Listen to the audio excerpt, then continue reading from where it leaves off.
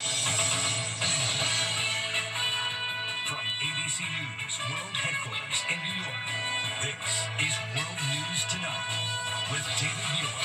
Good evening. We begin tonight with the breaking news. We're tracking this fast-moving storm, the third major winter storm this week, from the west coming right to the northeast again. Already tonight, horrific accidents, the pileups, Lee Goldberg standing by with the forecast.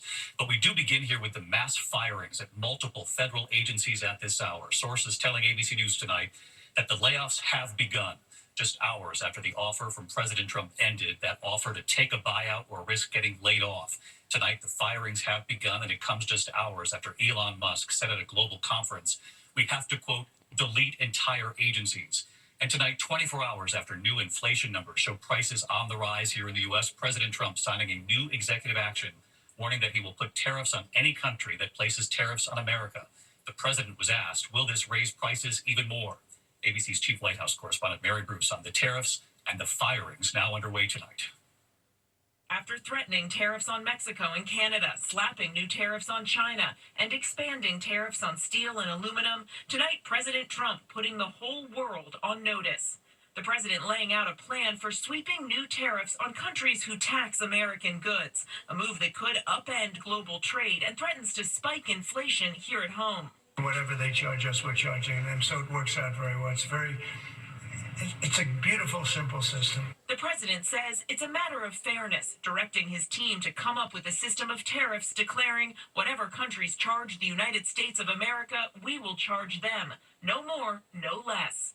But economists warn higher tariffs on imports are paid by American companies, who pass the costs along to consumers in the form of higher prices. And the president's announcement comes just 24 hours after that new report showing inflation on the rise, now up 3%. Americans paying more for food, energy, medical bills, and car insurance. The president acknowledging prices could go up in the short term. There could be some short-term disturbance, but long-term, it's gonna make our country a fortune. So Americans should prepare for some short-term pain. No, you said that. I didn't say that. Well, if the prices go up, let's see what happens. The president adamant his new policies will leave America flooded with jobs, even as he slashes the federal workforce. The effort spearheaded by Elon Musk, who told an international conference entire federal agencies will be on the chopping block. I think we do need to delete entire agencies as opposed to leave part of them behind. Because if you leave part of them behind, it's easy. It's kind of like if they're leaving a weed. If you don't remove the roots of the weed, then it's easy for the weed to grow back. But if you remove the roots of the weed, it doesn't stop weeds from ever growing back, but it makes it harder.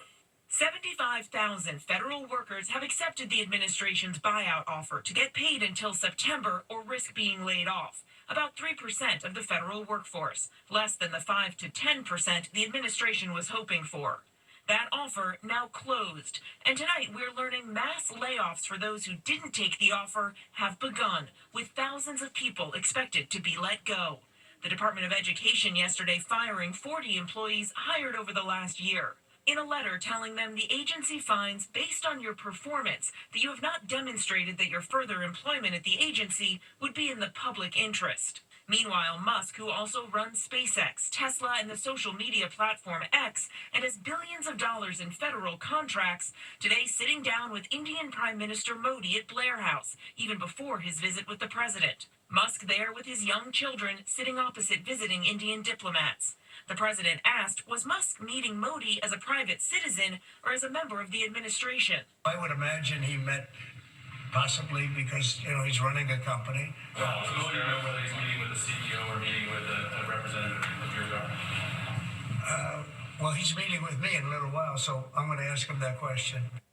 Now, David, Elon Musk said that entire agencies will need to be deleted, and tonight we have learned that people at several agencies have now been told they've been fired as part of these mass layoffs. People that worked at the Education Department, the EPA, the Office of Personnel Management, the Small Business Administration, and other agencies tonight being told they no longer have a job. And, David, thousands more are expected to be impacted. Mary Bruce on the breaking news. The mass firings now underway. Mary, thank you. We're also following this third major winter storm of the week hitting at this hour. It will move from the west all the way into the northeast yet again. At this hour, winter storm warnings in the west, up to 8 feet of mountain snow, flood watches for much of California. The storm sweeping east with severe weather to the south and snow, ice, and rain in the Northeast by week's end. Washington, Philadelphia, New York City, all in the path again. Tonight, dozens of vehicles in a massive pileup and whiteout conditions already. This is I-84 you're looking at near Portland, Oregon. Part of the interstate shut down tonight. Reports of multiple injuries. Lee Goldberg standing by with the forecast, and Matt Gutman with the dangerous pileups already tonight.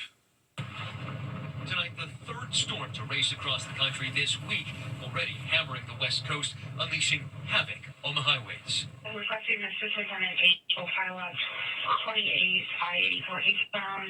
Dozens of vehicles piling up on snow-packed Interstate 84 outside Portland, Oregon. Multiple crash scenes in the area. Thankfully, so far, no reports of fatalities. In Northern California, west of Lake Tahoe, wheels spinning in vain. Other drivers stranded. The avalanche danger there growing. Some areas could get up to 8 feet of snow.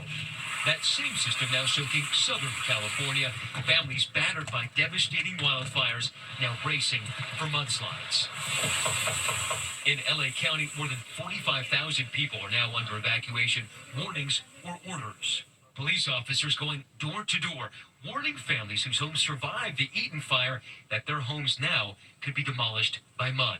These fires don't just burn the vegetation, they actually cook the soil, making it water repellent. As a result, if there's enough rain and it's steep enough, those mudslides can come down at 35 miles per hour, carrying truck-sized boulders and trees with them. The system barreling east, right on the heels of reported tornadoes causing damage in Mississippi and Alabama. And more than a foot of snow in parts of Virginia, the East Coast now bracing for more. And David, you can see what's left of the homes that have burned here in Malibu, and across the way, that mud coursing down the hill. Front end loader truck, the most incoming. And that threat right across the country, snowstorms and more treacherous driving all the way to the East Coast, David. Yeah, real concerns there in California, and then the storm, as you say, Matt, ripping right across the country as well. Thanks, Matt. Let's get right to Chief Meteorologist Lee Goldberg of our station here in New York, WABC. Lee, of course, the third storm this week, so time it out for us. David, that storm is pummeling the West Coast tonight. Ice and winter storm warnings for Oregon. It's heavy rain in Southern California. The mudslide threat will continue into the overnight. Now, that storm moves east toward the weekend.